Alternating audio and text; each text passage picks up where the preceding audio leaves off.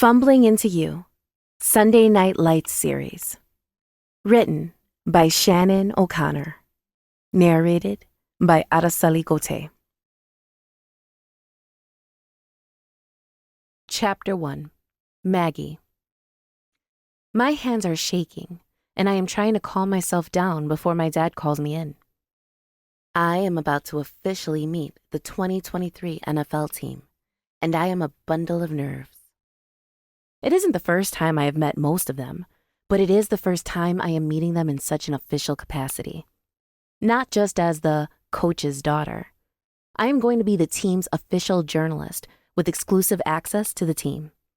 A job my coach dad got me out of many other, more qualified candidates. He wanted someone he could trust, and I needed the job. I am running a very successful sports blog, Maggie's Moves, which talks about the moves of the players on and off the fields, something I started when I was still in high school and just interviewing players on a less professional level. I want to officially introduce my daughter, Margaret Woods, my dad says in his commanding voice, and I step into the locker room to face the team. Once I step into the room, I leave all of my nerves behind. Hi, you can call me Maggie. I smile with my teeth, hoping my red lipstick hasn't smudged or anything. She's here to ask you questions about your life, goals, and about playing the game. Nothing is off limits unless you say it is. She runs a very successful blog that many of you have already been featured on. But this season, the press is working with us, so we don't have to worry about any bad press, my dad explains. I'm here to ask the hard questions that you might not want to answer, but that your fans are asking most about. If anything crosses a boundary, I will have to mark that down, so you're better off just answering everything. I smile. Thank you, Margaret. She'll be posting the schedule this week, and each of you will have a one-on-one session with her. Think of it as an exclusive to make the team look even better. What about Robbins? They're not here yet, one of the players points out. Robbins will be interviewed just like everyone else. No one is exempt from this, he says in a booming voice. It is a voice I know all too well from my childhood with him. Growing up with a single dad wasn't always easy, but it was what worked for us. Now, on the field and do 3 miles around the track to get started, he commands. One by one, they begin to pile out of the locker room. Some of the newbies look at me with flirty smiles or devilish looks in their eyes, but I'm immune to them. If I ever had to listen to Dad's one rule, it was don't date the players. Nothing good could come from it, he had said. I believed him, not to mention most of the men were a decade older than me. They were also usually looking for a quick hookup, not anyone to write home about. Plus, the senior players knew better than to try and flirt with me in front of my dad. How are you feeling? My dad asked, patting me on the back gently.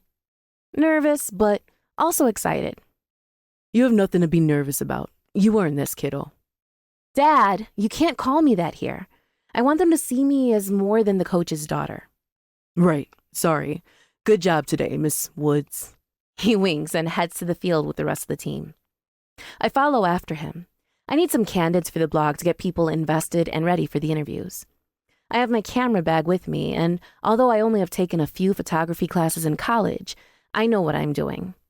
I have a natural eye for photos, according to my professor. Setting up my equipment on the bench closest to my dad, I watch them in action. It isn't the first time I've been allowed on the field, but it is the first time I've been allowed on as press. My hands have stopped shaking, and I am breathing normally now, taking in everything I need to. The players are playing while my dad has his headset on and is focused on the game. No one is paying me any attention, and that is the way I want it, at least while I am here. I can come in, get my job done, and go home just like everyone else. I start taking photos of the field. They're huddled together, looking like a real team. I get a few candids of my dad that actually come out really nice. Maybe he'll even put them on his dating profile.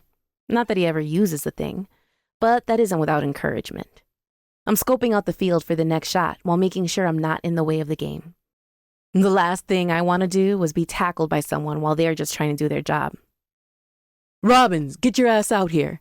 You may be new, but you can't be late on my field, my dad shouts, and I aim the camera at the latecomer. My jaw almost drops, but I quickly pick it back up. At the other end of my camera is the hottest blonde I've ever seen. A Kristen Stewart, post Robert Pattinson look-alike. She is decked out in the red uniform just like everyone else, but without her helmet on, you can see her short, wispy blonde hair and her sharp jawline. I snap a few pictures before I can help it. I knew there was a new female player on the team, but seeing her in person is completely different. Something about her is making me want to break my dad's only rule. I have never felt like this about someone I've never met before, but suddenly, I can't wait to meet her.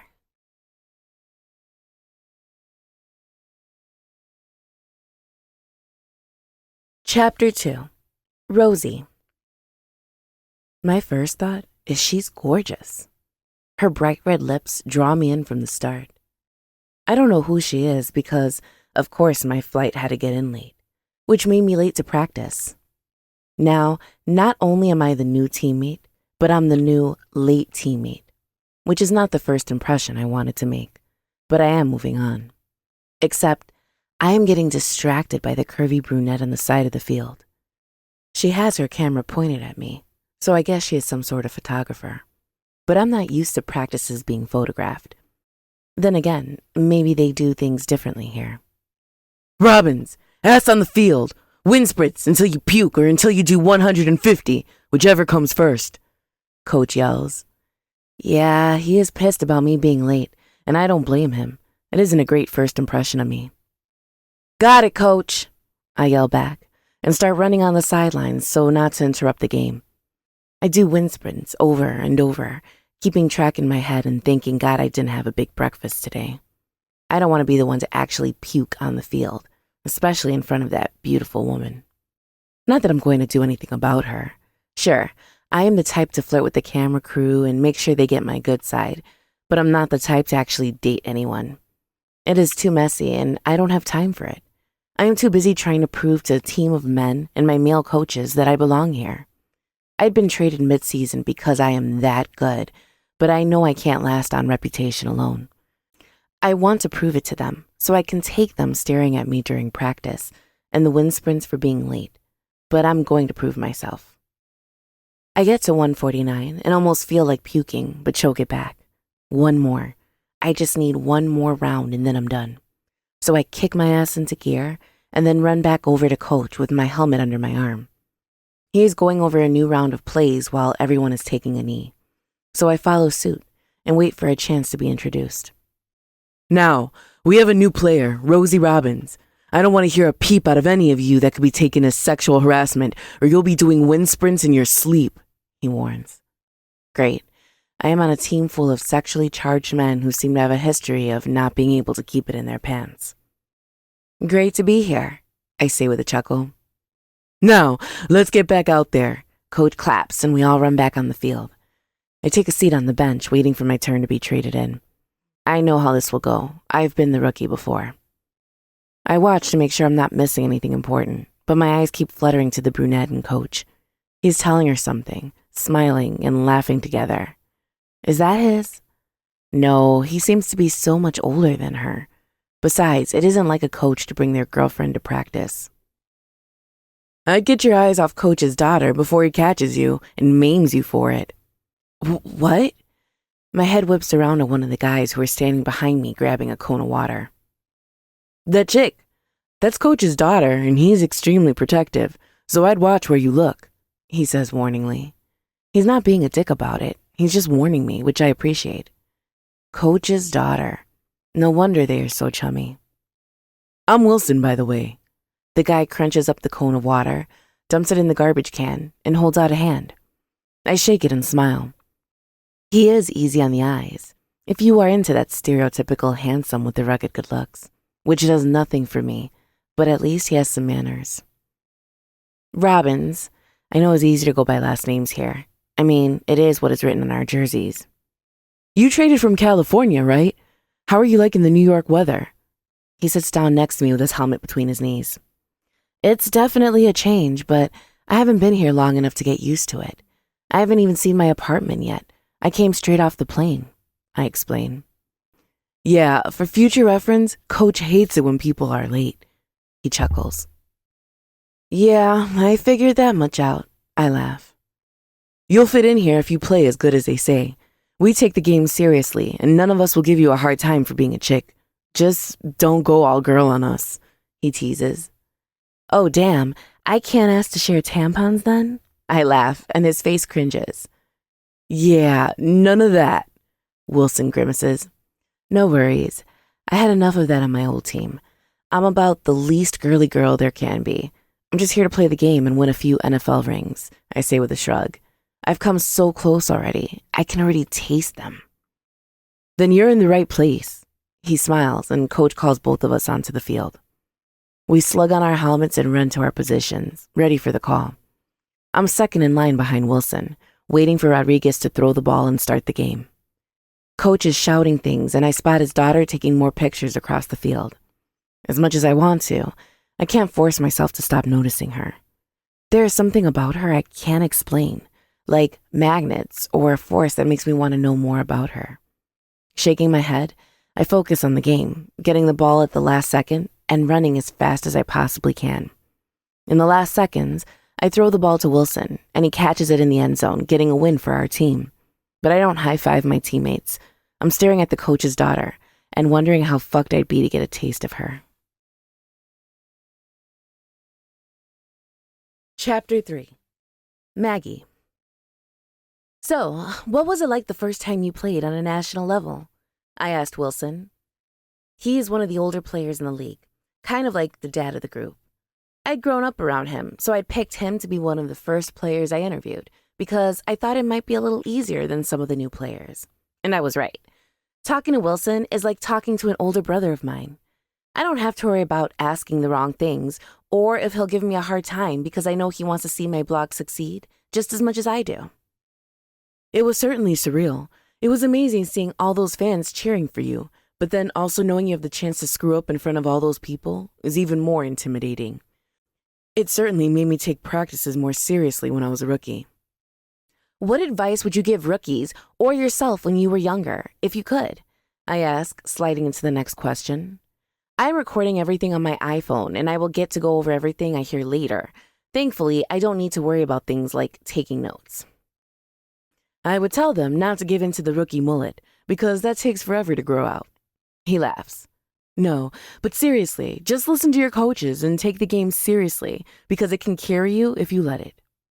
Anything else you'd like to add? I ask, looking at the clock. I realize my time is basically up with him, and I don't want to risk running into my dad's time with him. Nope, I think we basically covered everything, but let me know if you'll need anything else from me. I'm happy to come back and re-record more or anything else you might need. Thank you, Wilson. No worries, Maggie. He smiles and grabs his gear before heading out of the office. My dad is gracious enough to let me use his office for the interviews so we can have space to be alone. It is big enough for me to have an interview with at least 10 of us, honestly. It is much bigger than necessary for a coach's office, especially when he spends such little time in it. But he still has photos of him and I covered all over the desk. It is sweet even though he is never in here. See you later, Wilson, I call after him, and he nods. I click off my phone and gather my things from his desk, leaving things as I found them. I don't want my dad to complain in the off chance he is in here before I am back in a few days for my next interview. I head out of the office, but not before stopping on the field to say goodnight to my dad. I have what I needed for the day and I can head home. Well, I can't head out for margaritas with my best friend Blanca. She'll be waiting for me at our favorite place to talk shit and drink our troubles away. Headed home? My dad asks, and I nod. Have a good night. Will I see you tomorrow? My dad can remember football plays, but not my schedule that I have pinned right above his. Not that we won't see each other at home, but when it is the on-season, it is rare I see my dad outside of on the field. Nope, I'm off for the next 2 days. I have some catching up to do before I can publish the team's first article, I explain. Can't wait, sweetheart. He smiles. See you at home. I wave and he calls the team over to start a new set of plays. As I'm leaving, I take a good look at the team. Let's be real. I am checking out the newbie who I've come to know as Rosie Robbins. She's a transfer player from another team who is surprisingly good for being a rookie. What drives me the craziest is how little she pays attention to me.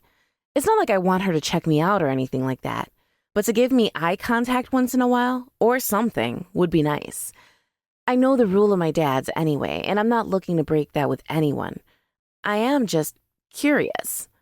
There is something about her that makes me wish she'd at least say hello to me. But whatever. Margaritas and endless tortilla chips are calling my name. By the time I make it to the restaurant, Blanca is munching on chips and guacamole and sipping on her first margarita. That stupid TikTok song pops into my head, and now I'm thinking about how I would probably be down for dirty things without a margarita, or two, let alone 5. "It's about time!" she cheers, standing to hug me. "Oh, shush. It's not my fault you get everywhere eternally early," I laugh. "True. Well, I ordered you a mango margarita to get started," she smiles. "Perfect." I take a hearty sip and she looks at me wide-eyed. "Long day?" she guesses.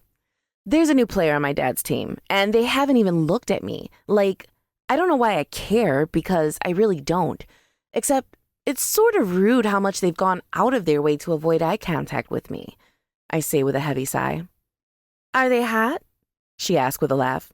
"She's gorgeous, but that isn't the point," I wave her off. "She? Interesting. It's been a long-ass time since I've seen you interested in a woman," she points out. "I'm not interested in her," I scoff. "I just think she's hot, and it's a little infuriating how she doesn't even notice me."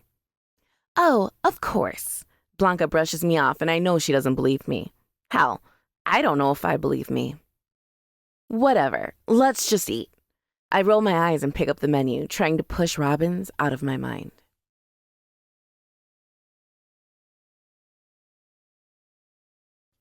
Chapter 4. Rosie. "Hey, Robbins, step back a few minutes," Coach calls after practice is over. I'm on my way to the locker room for a cold shower, but when Coach wants something, you hang back. "What's up, Coach?" "I was wondering if you could talk to Maggie Woods, my daughter."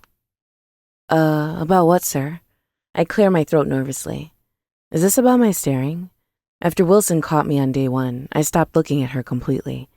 I didn't want anyone else to catch me after that, but it is proving to be difficult. "She'll be interviewing you soon, and I think it could be good for you two to get along. She's technically press, but she's also my daughter, and she's good company if you're looking for it, in case you need some friends besides these eggheads," he adds nervously. "Oh, of course. That'd be nice, actually." I smile. I haven't had much time to think about making friends, let alone with the coach's daughter, but I'm not about to say that to him. "Cool." He nods and dismisses me, so I head towards the shower. I'm not thrilled about having to befriend the woman I'm actively trying to avoid, but maybe it will be for the best. I'll get to know her, and Coach won't have to worry about me flirting with her like all the other guys in the team.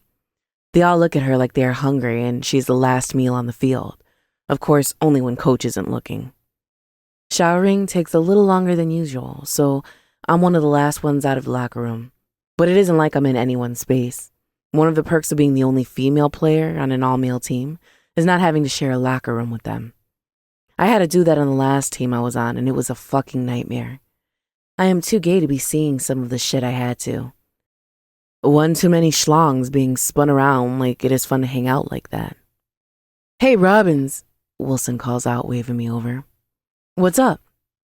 "The team's going out for celebratory beers. Want to join?" "What are we celebrating?" I ask, furrowing my brow. "Making it through practice? I don't know. The guys want to drink, and I'm all for team camaraderie," he chuckles. "I'm in," I laugh. I am still the newbie, and I know how much getting a drink with the guys can make or break how we play on the field. "Great. Catch a ride with me. I'm the team's DD. Wilson walks me to his car, and I toss my bag into the back of his very nice car. I'm sure it's something foreign, but besides knowing it's red, cars aren't really my thing. "Nice ride," I mumble.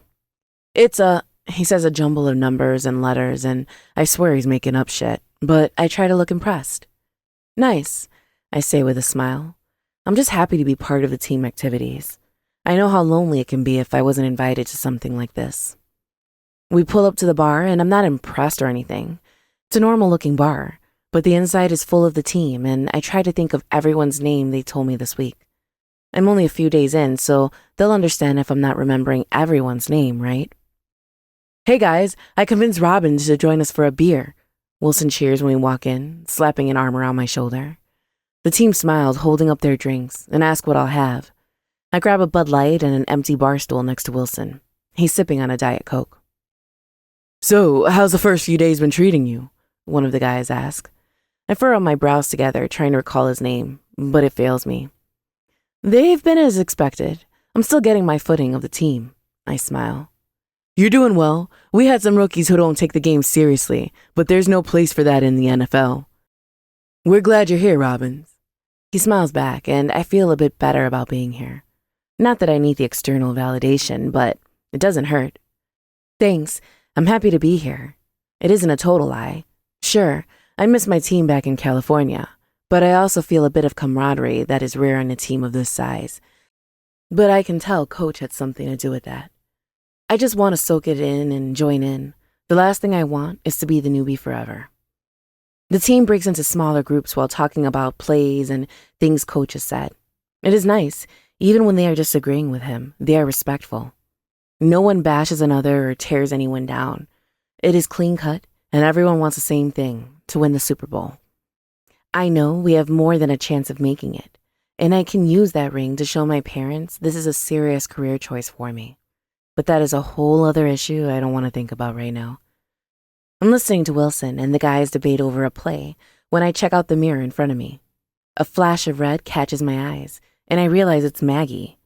She's standing in the doorway, clad in a red dress that shows off her curves and a pair of Converse. Her lips are painted red, and her hair is down to her ample chest. God, this woman is going to be the death of me. I know I have to keep my distance from her, but it is becoming harder and harder. I skip off my seat, asking Wilson to watch my beer, and head to the bathroom. I need a moment to compose myself before I do something I'll not regret, like taking home the coach's daughter.